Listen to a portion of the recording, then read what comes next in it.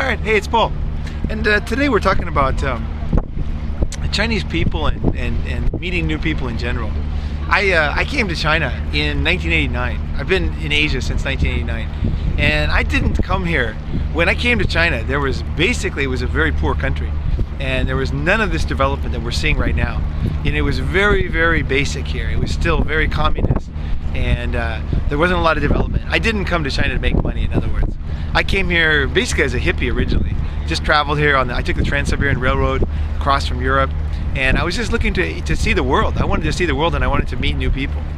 And that's one thing I wanted. A lot of people, they think, well, let's sell. People that are interested in China cash buyers, they're like, well, okay, let's sell to Chinese people. But they forget that there's a second half. There's people, right? You can make friends. You can do all kinds of fun stuff. And to me, like, mixing and meeting new people and learning new things is like, that's the thing that makes me happy the most. I learn the most, from doing that. I love learning. So, like, selling to new people is when you kind of have to figure out how people tick, right? And you have to kind of get into their minds, right? Which is, to me, it's very interesting, and it gives you a lot of other skills too, and a lot of enjoyment. Besides just selling houses and making money, which obviously is an easy thing to do in real estate when you're selling houses, luxury houses. But it can be a really good time, and you really can enlarge your life in many, many ways. You'd be surprised what you can learn from Chinese people. There's a lot to learn. There's a lot to learn about life, and way outside of business. Today is the last day of Chinese New Year's.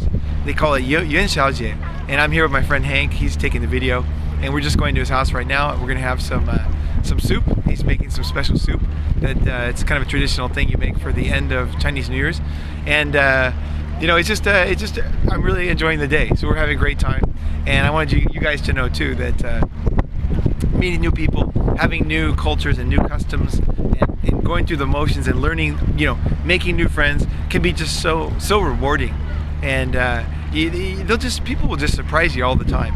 That's why I love traveling. That's why I love all this stuff that I'm doing. So I definitely didn't do this for the money originally.